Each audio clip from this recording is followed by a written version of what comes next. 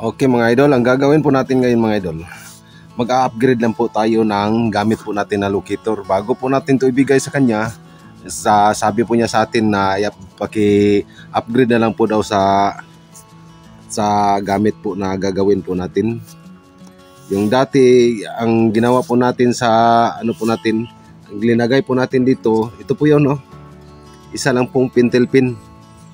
Dati yung isa na linagay po natin dito, isang bronze rod, na gusto po daw niya na ilagay po natin dito yung telescopic lang po na antenna. Parang mas magaan po lang siya dalhin at komportable po siyang ilagay po sa bag, na hindi po parang hindi po siya maano po. Medyo yung bronze po, medyo mataas po yung range. Yung telescopic na ilagay po natin dito, pwede siyang paikliin, pwede naman siyang pahabain. At pwede lang po siya ilagay is nakasuksok sa bulsa. Itong gagawin po natin kasi parang ganyan lang po yun, kataas po yung ito, yung telescopic. Yung telescopic po na ilagay naman natin, ito po. Ayan. Ito lang po, ilagay po natin telescopic o antenna ng ayan. Ganito na po siya kahaba. At ang ilagay lang po natin dito, maglagay lang po tayo ng kunting magnetic wire. Ito, magnetic wire number 21 pong gagamitin po natin. Ito lang, wala na po tayo nilagay.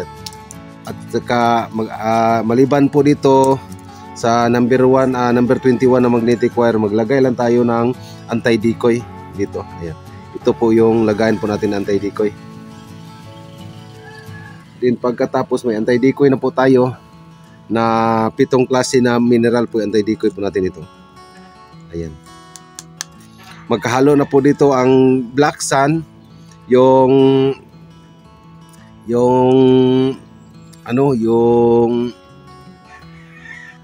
carbon, may carbon na itong halo, black sand, carbon, sylvanite, may ano po dito, may pyrites po yung nakadikit sa bato na kumikinam na mga konti, parang pyrites na po yun, carbon, at saka may halo po itong asphalto ng konti, asphalto. Basta 7 klase na minerals po ito, inahalo po natin dito sa anti-decoy po natin. Ang gagawin po natin dito, mag-ikot po tayo ng ganito lang po kalaki. Parang pa-spring lang po natin dito. Dito tayo magsimula pa-spring. Mag-ikot lang po tayo dito, parang pa-spring lang po natin na 17 na turn. Ganyan na po. Basta 17 po na turn po dito. At kailangan po na makadikit po yung pagkaano niya. 1, 2, 3, 4, 5, 6, 7, 8, 9, 10, 11, 12, 13, 14, 15, 16, 17. Ayun. Then pagkatapos, kunin na natin dito. Pag ganyan na po siya. At then ituwid na ito ng konti.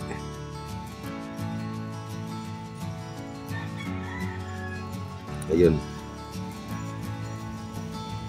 Then pagkatapos ito, ipasok po natin ito, yung takip po niya.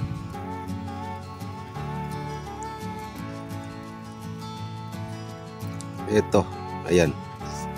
Ganyan po yung takip niya. Then ibaluktot na ito, patuwid na po natin dito.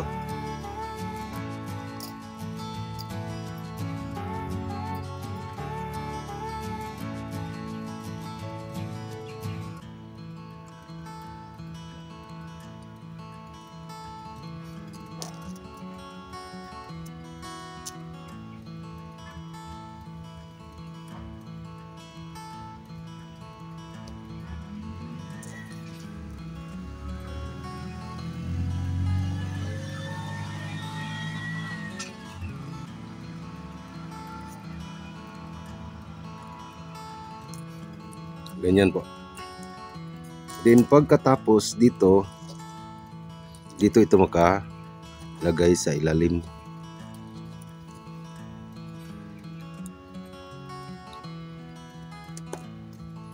Ayan, may butas.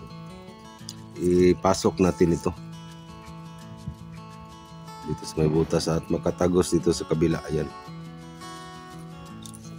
At kailangan po dito po ito makalagay po sa ilalim itong paano po natin. Ano po ito sa itong pa-spring po natin, kailangan po ano po sa diyan, ganyan po. Then pagkatapos lagyan natin ito ng anti-decoy sa loob.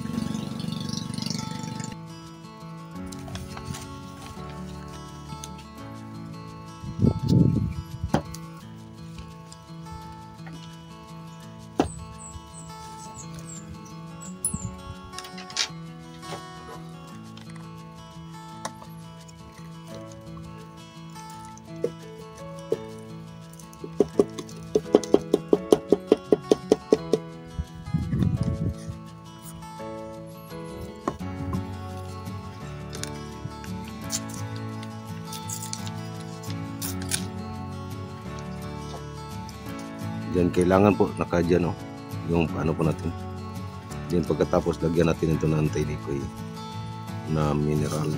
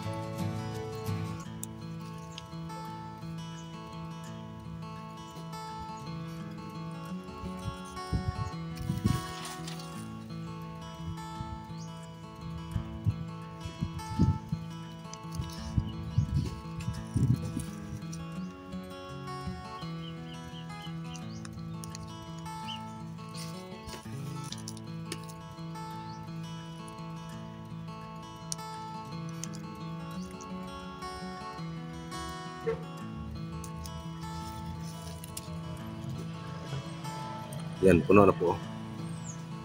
Then ipasok natin ito, yung takip niya.